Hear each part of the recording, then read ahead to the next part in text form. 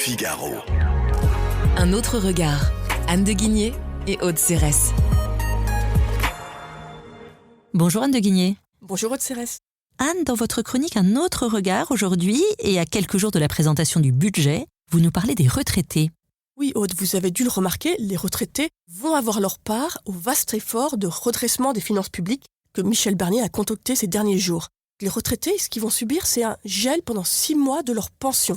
Ça devrait permettre à l'État d'économiser, à l'État, à la sphère publique de manière générale, d'économiser près de 4 milliards d'euros en 2025. C'est un vrai effort pour eux, qui a un mérite au moins, c'est de leur permettre de se préparer à l'avenir des futures pensions. En effet, compte tenu de la nouvelle démographie, donc de la baisse de la natalité, et dans l'hypothèse où le niveau des pensions serait maintenu à 14% du PIB, ce qui est vraiment un niveau important quand on compare aux autres pays, donc avec ces deux hypothèses, la chute des pensions est inéluctable pour les prochaines années. Entre 2020 et 2040, les pensions perdraient 10% de leur valeur, et entre 2020 et 2055, donc c'est pas dans 100 ans, 40%. Ce sont les calculs d'économistes de la chaire Transition démographique, transition économique. Et que préparent les politiques face à cet effondrement annoncé ? Aude, c'est ça que je trouve assez inquiétant. C'est que, donc, vous voyez, les chiffres sont carrés. On se dirige vers un régime très difficile pour les retraités modestes notamment. Et les politiques semblent ne pas du tout s'en préoccuper. Au contraire, les retraites restent un sujet complètement électoral. Et vous voyez à l'Assemblée, le nouveau Front populaire, comme le Rassemblement national, n'ont qu'une idée, revenir sur la réforme d'Emmanuel Macron, qui avait au moins le mérite de rééquilibrer un petit peu les comptes. Et à mon sens, ce qu'il aurait vraiment besoin aujourd'hui pour s'assurer d'une certaine prospérité pour tous les retraités, ce serait une part de capitalisation. Mais c'est un sujet complètement tabou qui n'est évoqué que par les libéraux, comme le maire de Cannes et président de l'Association des maires de France, David Lisnard, ou le député LR Philippe Juvin. Mais ce principe de capitalisation a bien peu de chances d'aboutir finalement. Ah oui, Aude, c'est un sujet vraiment tabou. Qui dit capitalisation, dit système assurantiel, dit finance. Et toute la gauche est vent debout contre l'idée d'abandonner notre beau système collectif pour en confier les fruits aux affreux acteurs financiers. L'idée d'ailleurs, ce ne serait pas d'abandonner la répartition, ce serait d'introduire un deuxième pilier. Mais ce qui m'a intéressé, c'est que la gauche a été pourtant un fervent. La gauche, et notamment Jean Jaurès, une des plus grandes figures du Parti socialiste il y a 100 ans, a été un des plus grands fervents supporters de la capitalisation. Parce que pour Jaurès, ce système avait le grand mérite d'émanciper les ouvriers de l'État.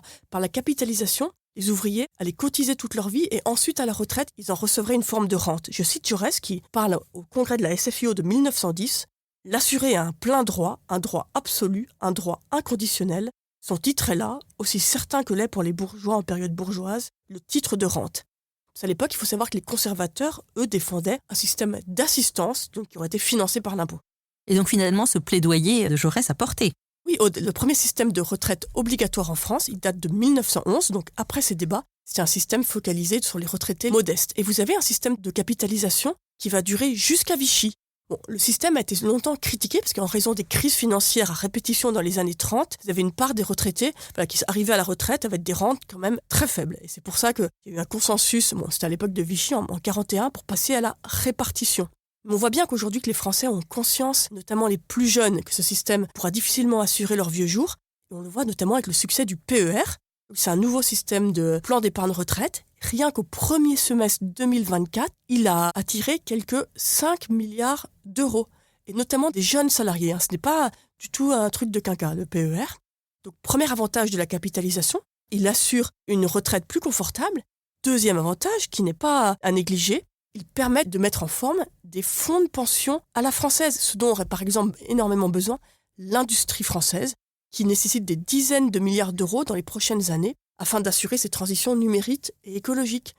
Il y a un constat qui a été posé il y a 25 ans par Éric Israelevich, vous vous rappelez, c'était le patron du Monde à l'époque.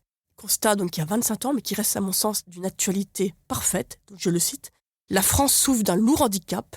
Elle s'est dotée en 15 ans d'un moteur qui la rapproche du capitalisme anglo-saxon, une économie de marché financier, mais elle a oublié d'installer chez elle les pompes à carburant, les machines à fabriquer du capital. » Merci beaucoup Anne de Guigné. Merci Aude. Je rappelle qu'on peut retrouver votre chronique Un autre regard dans le Figaro, sur Figaro Radio et toutes les plateformes d'écoute. Merci. Avec nos enfants, on rêve de rencontrer les animaux de la savane. En safari en Tanzanie, vous pourrez en voir beaucoup et de près. Girafes, éléphants, lions. Oh, les enfants vont rugir de bonheur. Je m'y crois déjà. C'est vous aussi les bruitages là ? Avec Marco Vasco, ne rêvez plus. Vivez votre voyage l'esprit libre. On s'occupe de tout. Génial! Avec ma femme, on voudrait aussi en profiter pour se relaxer. Alors direction Zanzibar après le safari pour découvrir la douceur de ces plages de sable fin. Je vous organise même une sortie en mer. Vous savez vraiment vous occuper de nous. Rendez-vous sur marcovasco.fr pour imaginer votre prochain voyage sur mesure.